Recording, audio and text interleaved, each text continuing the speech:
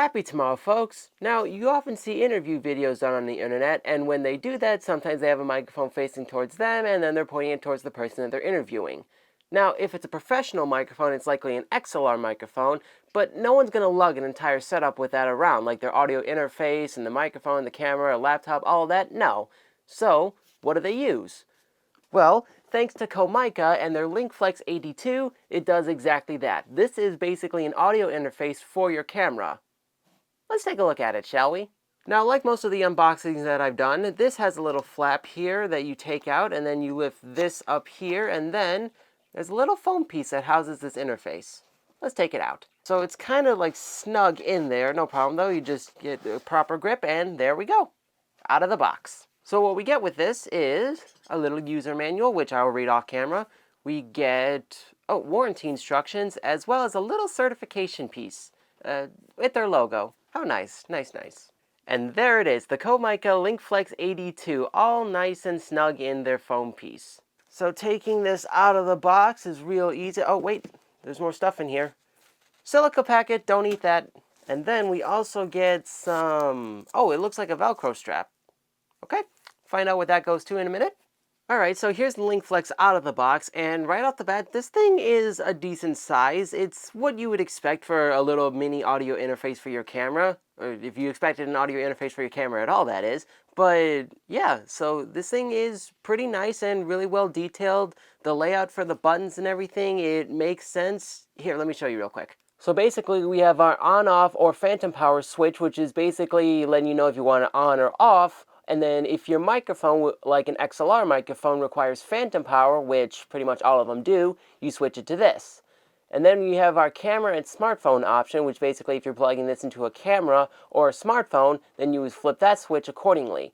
And then this thing has a little headphone jack, which lets you monitor your audio or the playback recording depending on what you plug it into. So say like if you'd rather hear the microphone instead, then you would switch it to mic. If you'd rather hear the playback from your smartphone, then you just switch it to the smartphone option. Simple and effective. On the front here we have a gain knob, which basically if your microphone is too quiet or too loud, you can adjust this accordingly, and best part, on the fly. On the side here we have a belt clip, which is basically where you would put this thing, which doesn't really make a whole lot of sense because for something like this, I'd more so prefer to attach it to the hot shoe of the camera. Now the thing about this interface is that it does require a battery to use. It takes a 9-volt battery, which unfortunately it does not come with. So, bit of a disappointment there. So, let me go get a 9-volt battery. Here's one. Alright, let's go ahead and put this in there and give this a try, shall we? Now, when the battery's installed, you'll see a little green light come on, and then when you switch it to Phantom, then this light will show on, meaning that it's ready to output phantom power to your microphone.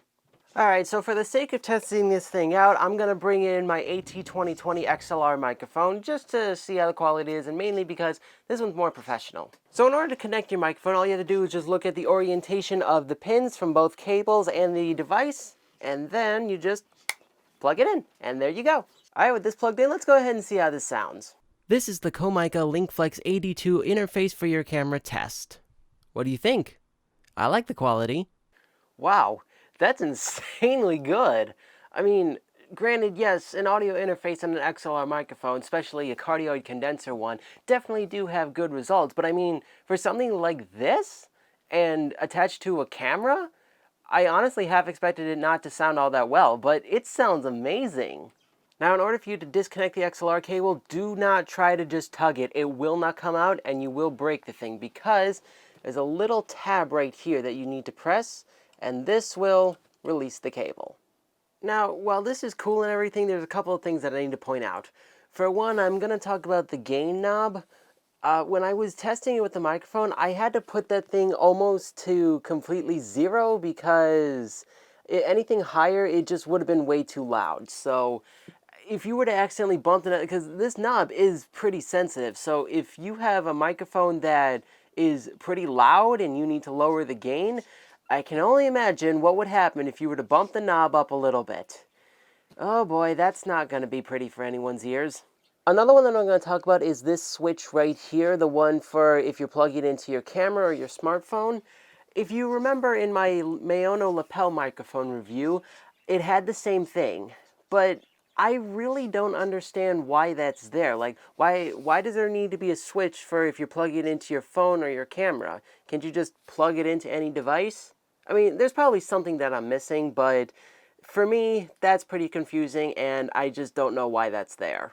Another thing that I want to talk about is this belt clip. Now, this thing I feel like is way too strong.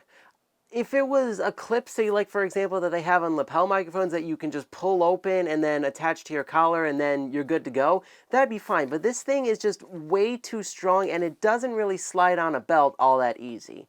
So if they were to maybe redesign this and this was a lot less powerful, that'd be fine. And especially since you have to slide it on, you're not gonna bump it off easily. So I just don't know why this needs to be that powerful. But other than that, this thing is really good. And if you are someone who does interviews, then get this product because this will help you out a lot.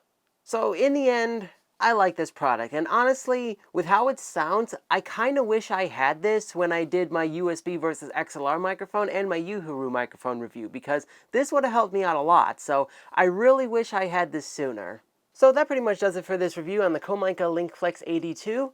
I hope you enjoyed the video. If you have purchased this product, let me know what you think. Let me know if this review helped you at all. Thanks for watching, and I will definitely have more reviews coming soon, so don't you worry. Or as I said, be worried if you don't like these videos. Like, comment, subscribe, all of that, and I'll see you in my next video. Have a good yesterday!